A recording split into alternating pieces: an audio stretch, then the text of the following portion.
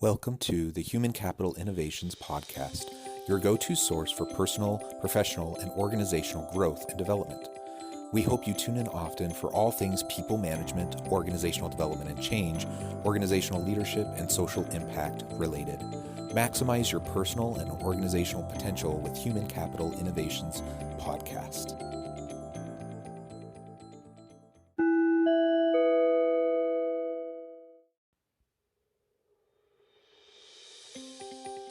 Welcome to the Human Capital Innovations Podcast. In this HCI podcast episode, I talk again with Craig B. Whelden about stories from his career in the military and his insights about successful and impactful leadership to bring the best out in your people.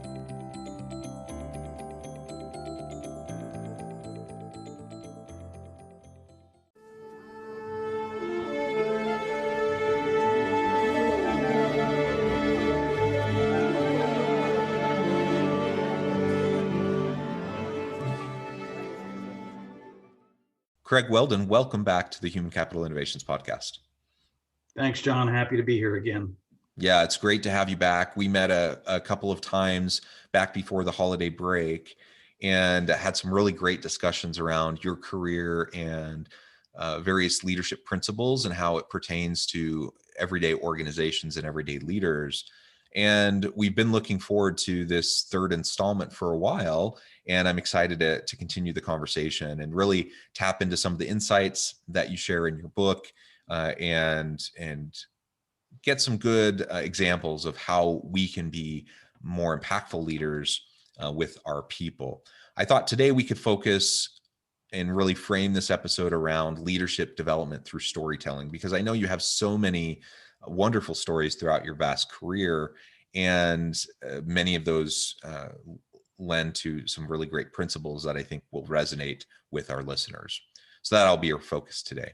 As we get started, I wanted to share Craig's bio with everyone again. Craig B. Whelden's leadership journey began as an Eagle Scout at the age of 14. 30 years later, he was the youngest general in the United States Army, combined with another 9 years as a member of the Senior Executive Service with the U.S. Marine Corps. He has led thousands of soldiers, sailors, Marines, and civilians while serving 10 years in Europe and another 12 years in the Pacific. In 2011, he was inducted into the Purdue University Tri-Service ROTC Hall of Fame. In March of 2019, he published Leadership, The Art of Inspiring People to Be Their Best, winning 3 National Book Awards and attaining #1 international bestseller status on Amazon. Craig is now a global Fortune 500 speaker and lives in Bluffton, South Carolina. Welcome back to the podcast. It's great to have you again. And before we dive on in, anything that you would like to share by way of update to listeners about your context, your current situation? Yeah, well, I happen to be in the over 65 category, so I was fortunate enough to get my first COVID shot. I got it at an Army post, Fort Stewart, Georgia, about a month ago. I get my second one on Thursday. So after a year of being on Zoom almost exclusively, it's going to be fun, and I'm excited to get back out on the speaking circuit again. I'd start doing that again in April. Yeah, I think that's great. And this is a wonderful opportunity for anyone listening who might be interested. Reach out to Craig. We'll talk about that a little bit as we wrap up the episode as well. But it's not a bad thing to remind everyone about that opportunity on the outset as well.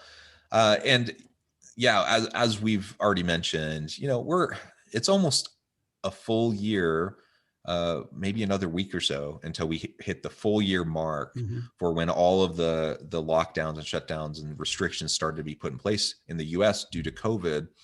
And my goodness, I remember when this all started, I figured it was going to be a longer haul than some people were predicting, but I didn't think it would be this long. And I didn't, let me just say it this way. I was very hopeful that we wouldn't have the death toll that we've had and some of the broad reaching implications for families, both, health related, obviously, but economic and psychological. And it's just been a really hard year for people. It's nice to know that we're, getting closer to coming out the other side. And so we encourage people to get vaccinated, be responsible, wear your masks, Let's see this thing through so that we don't see another spike before things start to get really under control, and then we can get back out there, like you said, get back out doing your work, interacting with people. I can't wait to be back with students in the classroom, for example. Yeah. So I think all of that it's coming. We're almost there. Let's just see it through. Well, as we dive on in to the topic for today, we've already covered in the previous two episodes different elements of your book, and I figured as we get into some of the final chapters, you really have all these compelling stories, and that's why I thought framing this around leadership development through storytelling might be a good way to go. And perhaps you can start us out by talking about managing risk. You tell a story of almost losing your life as a young person. Tell us about that story and tell us why it's important to understand and what we can take away from that. Yeah. So when I was a teenager, I worked at a camp in England for youth. And I started there at age 14 as an assistant counselor. And when I was 18, I ran a teenage adventure trip to Wales on Rapid River. And, as I reflect back on that now, I wonder who in the world would put their trust, faith, and confidence in an 18-year-old to take 30 teenagers to another country to get on rapid rivers for 10 days.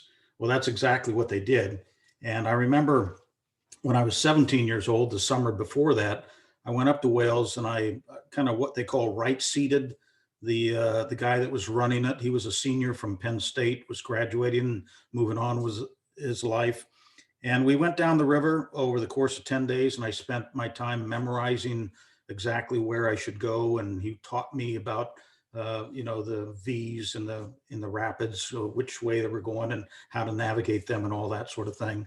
And I studied the maps and so forth. And so I felt pretty confident when I came back the following summer after my freshman year in college to run this trip on myself. What I didn't realize is that they had heavy, heavy rains in the spring before I got there. And the river was very different when I arrived than it was when I ran the test case the summer before.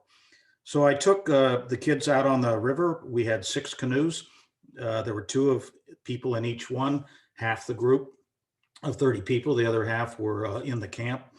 And I remember turning a bend and realizing that I was about to enter a section of the rapids, which were pretty significant, and it was too late for me to get out. Now, the protocols for this were that we were going to stop, get out of the canoes, walk up onto the side.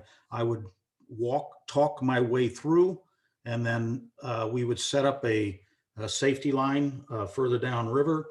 Then I would go back with the person that was in my canoe, and they would all watch me go through. And then I'd pull the canoe on the side, and then we'd let them go through one at a time. So it was a very deliberate process for getting through. We didn't have that opportunity this time because by the time I realized that they were right in front of us, it was too late.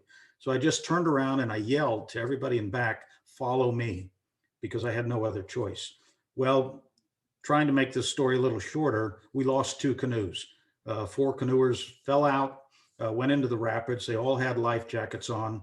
They managed to get out, but one of the canoes got stuck on a boulder, on 2 boulders actually. Got hit a boulder, turned sideways, caught another boulder, facing upstream. Water was pouring into the canoe, and I thought at the time, wow, I can't go back to the camp director without a canoe. This was a 17.5-foot Grumman canoe.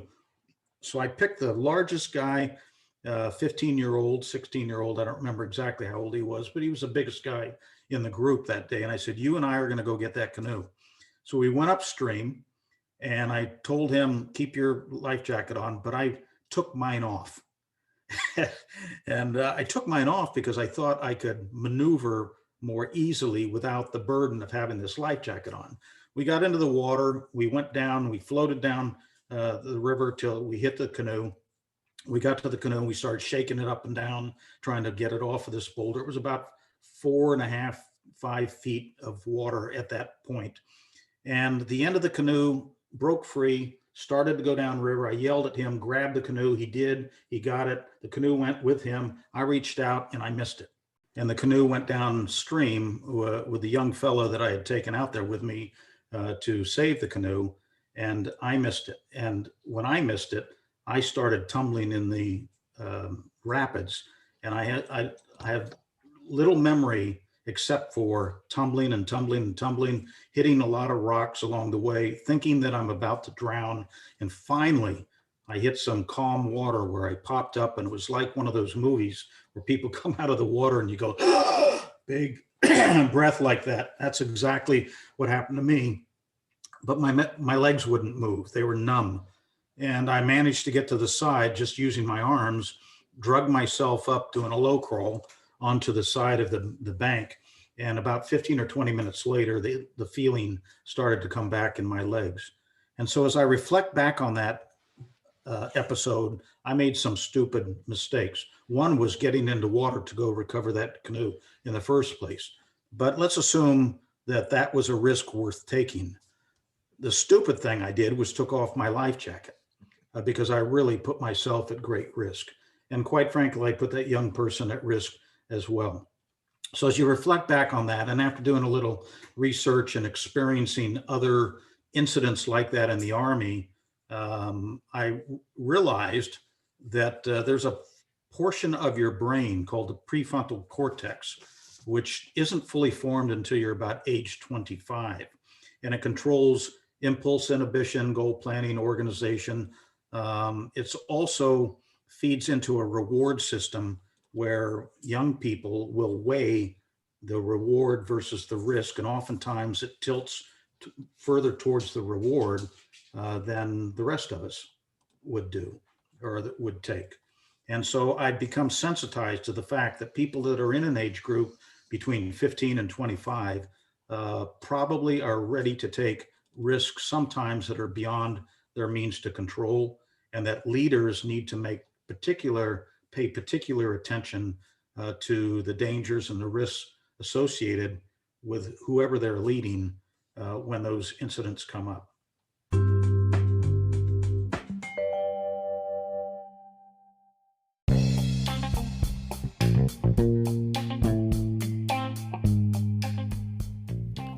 I'm excited to announce the publication of my new book from HCI Press, The Alchemy of Truly Remarkable Leadership: Ordinary, Everyday Actions That Produce Extraordinary Results.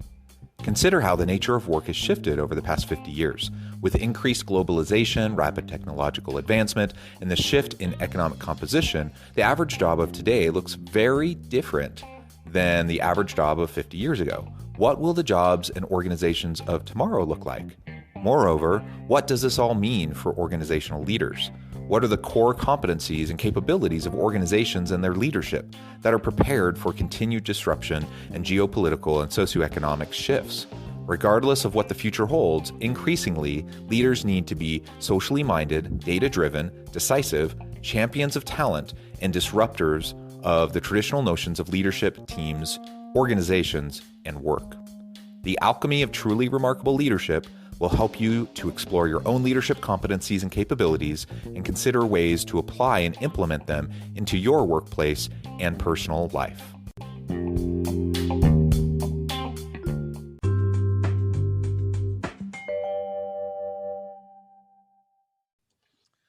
Yeah, I think those are some great points, and I suppose everyone listening could probably reflect back on times of relative stupidity in our teenage years and early adulthood where we just took risks that weren't even remotely warranted, that didn't even seem risky at the time, right? And so as we're leading people, that's an important thing to keep in mind. And then just, there's a reason why we have protocols in place. There's a reason why we have safety measures in place. And it's almost always when accidents happen is when we decide to cut corners, take shortcuts, right? And I think of like workplace health and safety, OSHA types of things.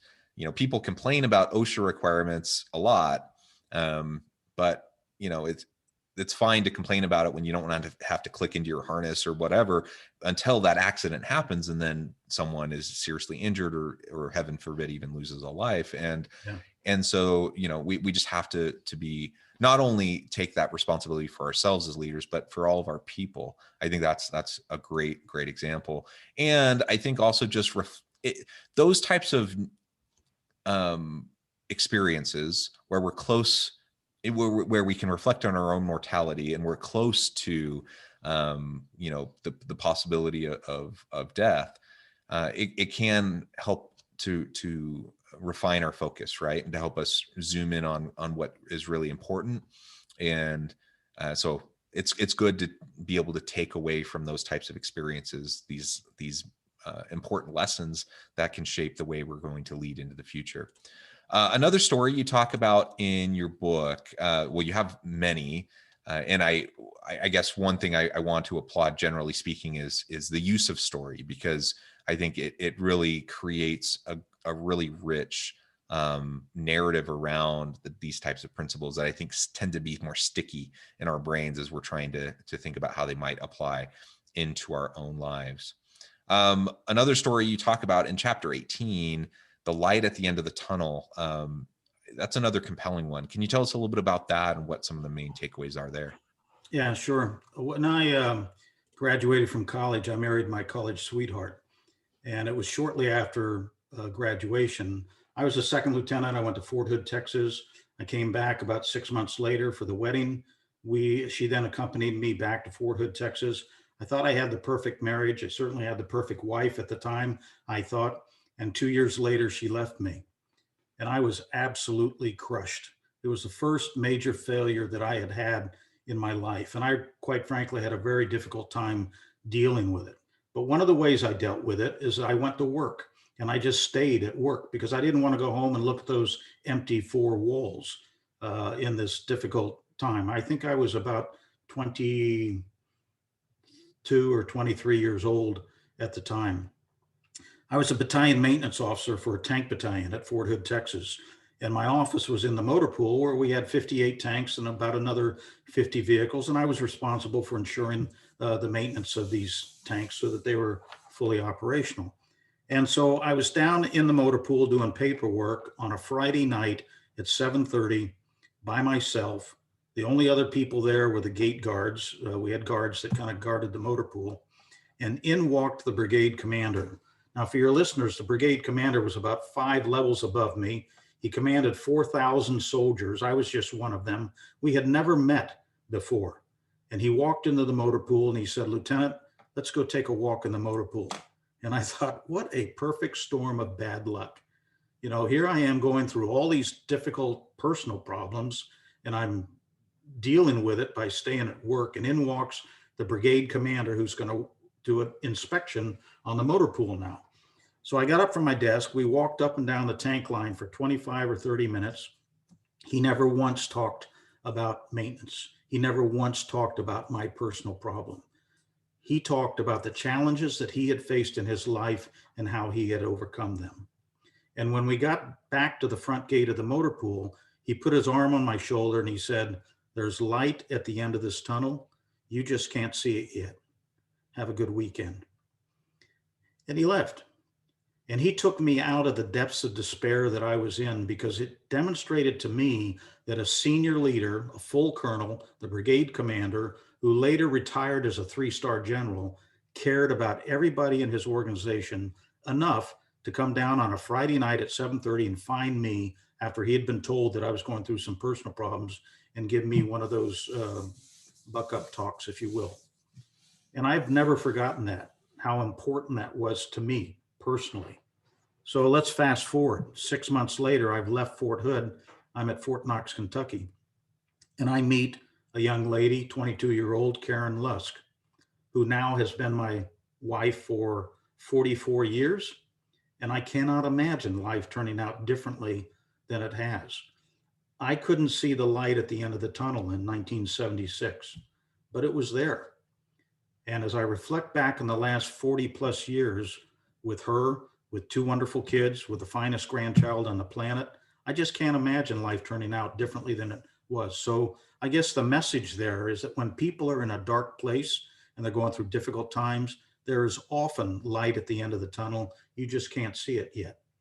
The rest of that story is that when I was a battalion commander, about 12 years later, I was at Fort Knox, Kentucky. I had about 1,000 soldiers, and I learned that retired Army three-star General Jack Woodmansee, who was the fellow that took that walk with me that night, was coming to Fort Knox on a visit. And I called the protocol office on base and I said, "Hey, I used to work for Colonel Woodmansee, now retired General Woodmansee, and I'd love for him to come down and talk to my officers about leadership. Can you ask him if he'd be willing to do that?" They did. He agreed. He came down. And when I introduced him to my 45 to 50 officers, I told them the story of our walk in the motor pool that night and how much that had meant to me. And I've carried that rock in my rucksack, that technique for looking out for everybody in your organization ever since that occurred. What a beautiful example of personalized attention and genuine caring. Like you said, I mean, this person who's like many rungs above you, um, nobody expects him to do this. He's not really going to get, like, it's not going to do anything for him professionally, right? It's not like he had a camera crew there following him so they could get the money shot of him looking like he's compassionate or something and then spin that into some PR or something. He just did it because he cared, genuinely cared. And I imagine if he did that for you, he probably did that for countless other people over the course of his career. What a beautiful example of servant leadership and genuine caring and compassion and empathy towards your people. I think I wish, I had more people like that in my life, more genuine leaders like that. I actually wrote an article about this very message that came out just a few days ago. And I lamented the fact that unfortunately, I can't point to very many of those individuals, which makes it all the more special when it does happen. I can think of a couple, and it's the rarity, but when it happens, it's so impactful. And that's why we need more people like that who can show genuine compassion, genuine caring. And it was a great lesson for you to learn, not only to help you in your personal life at that stage in your career, but from a leadership standpoint, for you to be able to take that and become, pay it forward and become one of those exceptional leaders that would do something similar for your people as you moved through your career, and hopefully spread the seeds, plant the seeds and Yeah. spread that approach where more and more people are willing to take that specialized, personalized attention to every single person that is under your stewardship. Yeah, for your readers, that's the sample chapter in my book that you can read for free at my website, craigwhelden.com. Just go to the book tab, click on the sample chapter, The Light at the End of the Tunnel. I tell that story and a few others in that chapter. But Yeah. I tell that story when I talk to groups as well. And it's impactful because I've had people come up to me after my presentation, sometimes in tears, happy tears, quite frankly, because they are glad to know that they're not the only person that is going through those kinds of difficult times, that there's somebody else, particularly somebody as senior as I am. We all have had challenges in our life, every single one of us. I mean, I have not met anybody that hasn't had a challenge in their life. And I think leaders need to recognize that everybody in their organization has had those kinds of challenges in their life. Exactly. Every single person has their stuff, right? It looks differently in every home, every family, every person that we work with. It manifests differently, but it's there. Everyone has those challenges, and everyone needs compassion. Everyone needs genuine caring, and leaders who can do that create a safe, sustainable environment where everyone has an opportunity to thrive and to grow and develop into their best selves, which helps the organization maximize its potential, and it helps the leader to maximize their potential. And so it does take exceptional care, right? Your in your example on a Friday night, that represents sacrifice on his part that he would do that. It takes exceptional care, but when you consistently do that over time, it just creates such a rich, wonderful environment. Well, Craig, we could go on, and perhaps I need to have you back again because we still have more to talk about. Didn't get into all of it, but I appreciate you sharing those stories with us today. I hope listeners will consider those lessons and think of other types of examples that you have all experienced in your own professional lives, and how can you share those principles with those you lead via story, because I think it's a powerful and compelling mode to get those principles across. Before we close today, though, Craig, I do want to give you a chance to share with listeners how they can get connected with you, find out more about your work, your speaking, your book, and then we'll close for today. Yeah, well, CraigWhelden.com. It's spelled WHELDEN, not DON. Many people misspell it. CraigWhelden.com is my website. I tell people if you go there, you'll get a window into my soul, because you'll learn an awful lot about me on my website through testimonials, the book reviews, the podcasts, the blogs that I've done. There's a demo tape there for speaking. But I'm also on LinkedIn. I'm easy to find, and I rarely turn down an invitation to connect with people on LinkedIn. So I'm easy to find. Just Google me, and one or the other will pop up right at the top. Excellent, Craig. I really appreciate you taking time again to join us and to share more of your experiences, your insights with all of us. I hope listeners will reach out, get connected, find out more about what Craig can do for you. Check out his book. And as always, I hope everyone can stay healthy and safe, that you can find meaning and purpose at work each and every day. And I hope you all have a great week.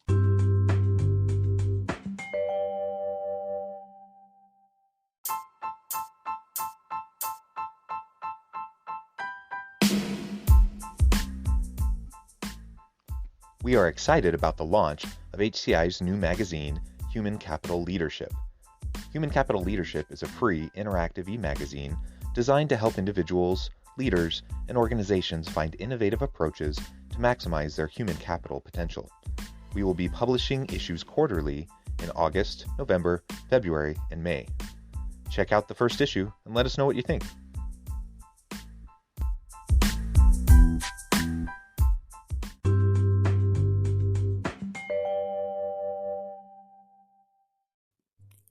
Thanks again for joining us for this episode of the Human Capital Innovations Podcast. I hope you stay healthy and safe and that you have a great week.